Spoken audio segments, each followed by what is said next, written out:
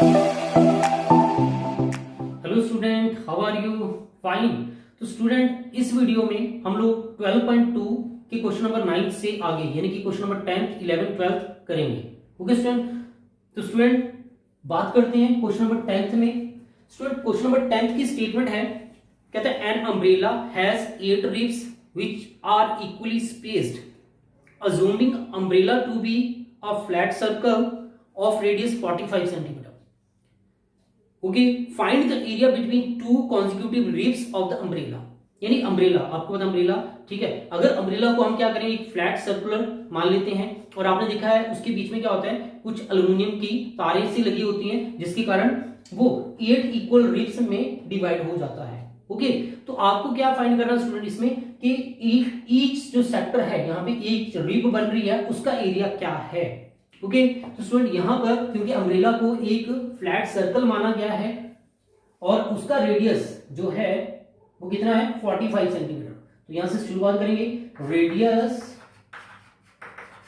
Radius of एक circular umbrella.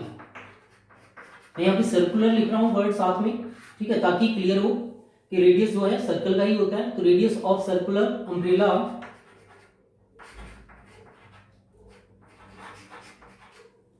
वो है हमारे पास 45 सेंटीमीटर। ओके, अम्ब्रेला की स्पेलिंग चेक कर लेना यार, शायद गलत हूं, है ना। तो radius of circular umbrella 45 centimetre है। आपको फाइंड क्या करना है student, just area of consecutive ribs. Okay, तो find the area between two consecutive ribs. दो कॉन्जिक्यूटिव रिब्स से मतलब जस्ट अल्युमिनियम की जो तारें सी लगी होती है, लोहे की जो तारें सी लगी होती है उनके बीच में। तो एरिया बिटवीन टू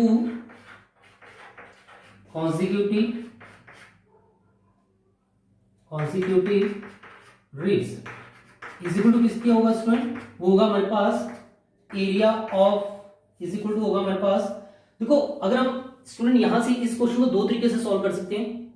एक है by using the formula of sector, यानी कि सेक्टर का फॉर्मूला लगा के हम इसको एरिया निकाल सकते हैं, लेकिन सेक्टर का फॉर्मूला लगाने से पहले हमें एंगल भी फाइंड करना पड़ेगा।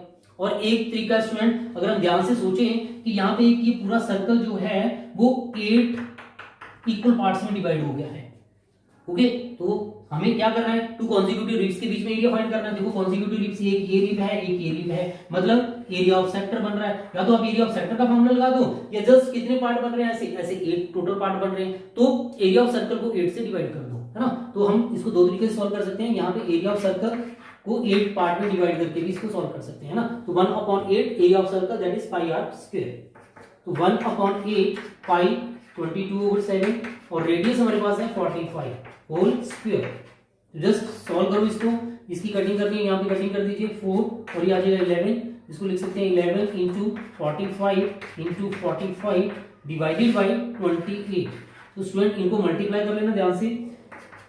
अगर इसको मल्टीप्लाई करेंगे 11 5 जा 55, 11 4 जा 44 प्लस 5 49, है ना, इंटू 45 ओवर में 7 4 28, है ना। तो इसको मल्टीप्लाई कर लेना स्टूडेंट। जब हम इसको मल्टीप्लाई करेंगे तो ये हमारे पास आ जाएगा 22275 अपॉन में 28 और इसको डिवाइड कर देंगे स्टूडेंट तो ये हमारे पास बन जाएगा 795.55 सेंटीमीटर स्क्वायर। तो स्टूडेंट आप अपना आंसर यहां लिखो, चाहे आप अपना आंसर यहां लिखो। अगर आपको डिवाइड में प्रॉब्लम आती है, आपको लगता है कैलकुलेशन ज्यादा है, टाइम कम है आपके पास एग्जाम में, तो आप जस्ट अपना आंसर यहां भी छोड़ सकते हैं, कोई प्रॉब्लम नहीं है। ओके, यहां पे भी छोड़ दो, चाहे यहां पे सेम है, कोई प्रॉब्लम नहीं है। जस्ट करना क्या है, रेडियस ऑफ अम्ब्रेला जो है 45 सेंटीमीटर है, आपको फाइंड करना है area between to consecutive ribs जो किसके इक्वल होगा, एरिया ऑफ सेक्टर, या ठीक है एरिया ऑफ सर्कल को 8 पार्ट्स में डिवाइड कर दो। तो 1/8 area of circle pi r square, value put कर दो, सॉल्व करो आंसर। ओके, देखो जो नेक्स्ट क्वेश्चन है क्वेश्चन 11th, उसमें क्या बताया गया है।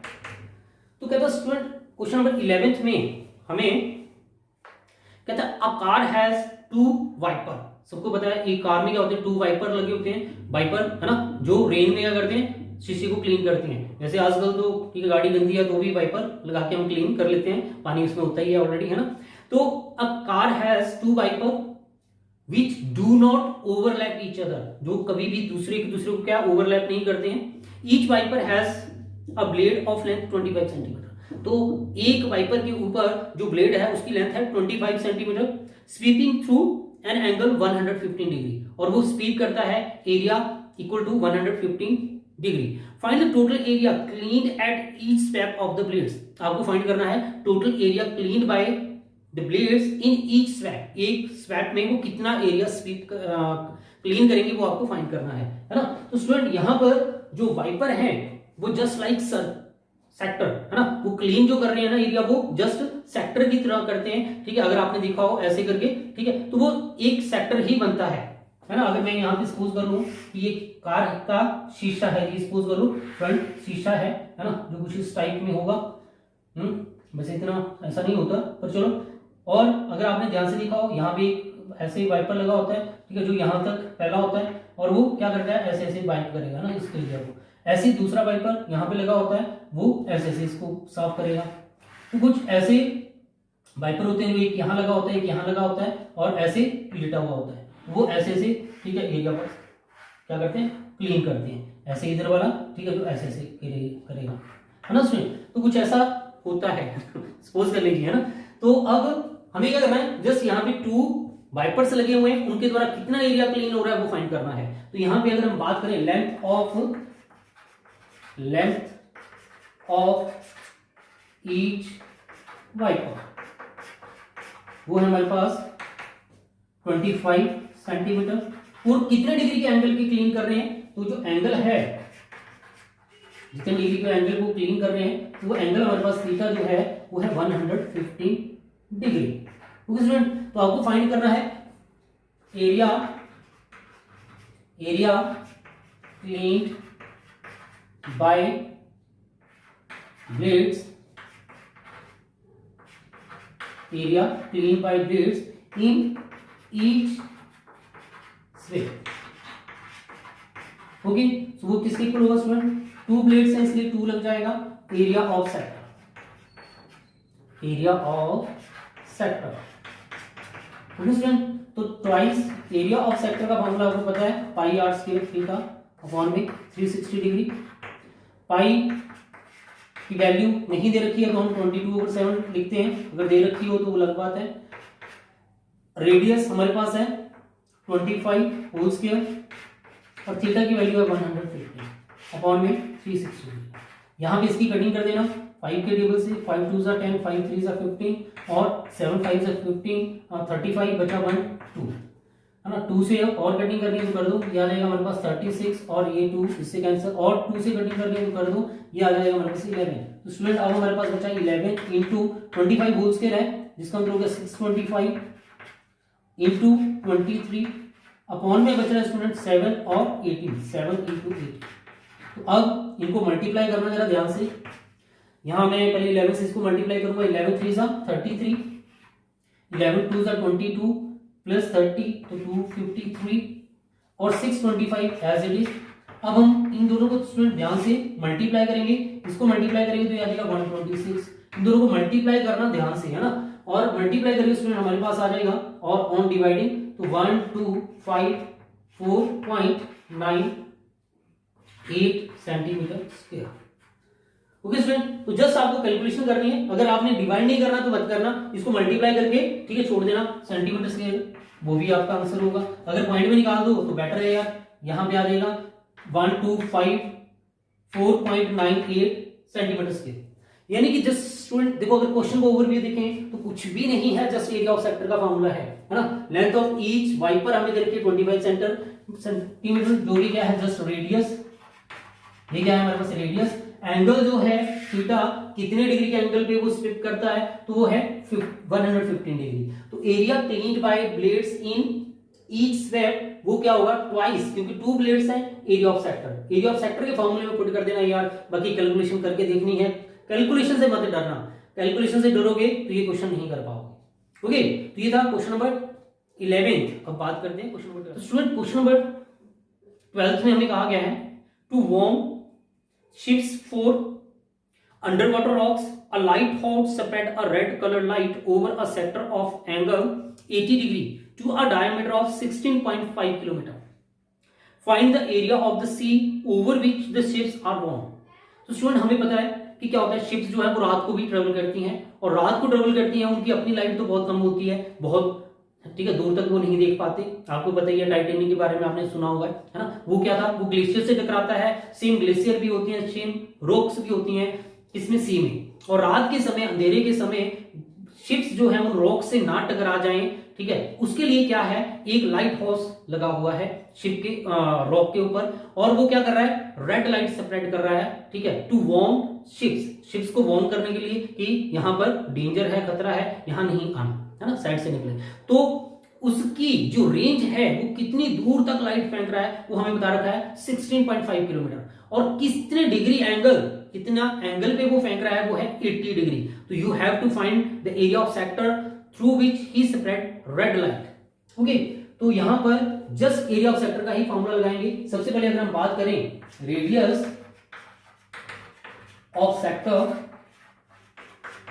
सेक्टर, जो कि उसकी लेंथ है कितनी है, 16.5 किलोमीटर, है ना। रेड लाइट की जो लेंथ है, कितनी दूरी तक फेंक रहा है, 16.5 किलोमीटर तक उसकी रेंज है लाइट की, वहां तक वो पहुंच रही है। और एंगल जो है कितने डिग्री के एंगल पे वो स्प्रेड कर रहा है, वो है 80 डिग्री। ओके, तो आपको फाइंड करना है total area warned by sea, है ना। फाइंड द एरिया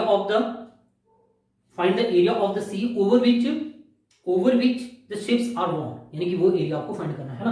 तो द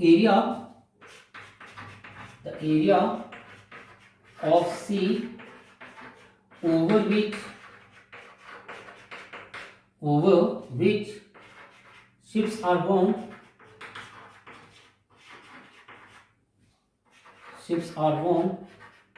इज इक्वल टू क्या होगा समझो, एरिया ऑफ सेक्टर। और एरिया ऑफ सेक्टर का फॉर्मूला आपको स्टूडेंट पता ही है, pi r square theta upon में 360 डिग्री।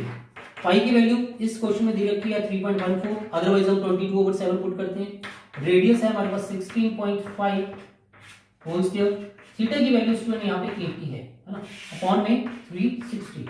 तो यहाँ पे इसकी कटिंग कर लेना, 0 से 0 कैंसिल, 4 2 जा 8, 4 9 जा 36। अब दोबारा लिख लेते हैं, इसका पॉइंट हटाएंगे तो 314 अपॉन में 100 आ जाएगा, इसका भी पॉइंट हटा देना, अपॉन में 10, क्योंकि 2 बार है तो 2 बार लिख लेना, और बचा हमारे पास 2 अपॉन में 9। अब स्टूडेंट यहाँ पे थोड़ी कटिंग ध्यान से करना, 2 से 1 कैंसिल हो सकता है, 5 से इसे कैंसिल कर देंगे तो ये आ जाएगा 33, और 2 से इसकी कटिंग करेंगे तो 157, और ये आ जाएगा 5 से इसकी फिर कटिंग करेंगे तो ये आ जाएगा हमारे पास 33। अब देखो 9 से भी कटिंग हो सकती है ना, 3 3 जा 9 और 11, और ये 3 से ये भी 11। तो अब स्टूडेंट हमारे पास बचा 157 इंटू 11 दैट इज 121 अपॉन में जस्ट 100 आ रहा है ना।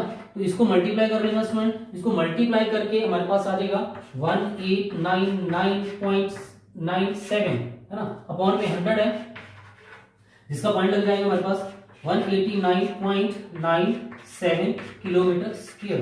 तो area of the sea over which ships are warned is equal to 189.97 kilometre square, यानी कि इतने एरिया में कोई भी शिप आती है तो उसको पता लग जाएगा कि आगे क्या है, रॉक है, तो वो अपनी डायरेक्शन चेंज कर लेगा या स्लो कर लेगा अपने शिप को, ताकि उस रॉक से बच के निकल सके, अदरवाइज टाइटैनिक वाला हाल हो जाएगा, है ना। तो स्टूडेंट सिर्फ रेडियस ऑफ सेक्टर हमें दे रखा है 16.5 किलोमीटर, एंगल दे रखा है थीटा, तो आपने एरिया ऑफ सेक्टर का फॉर्मूला लगा दो, आपका आंसर बिल्कुल सही है। Okay, thank you.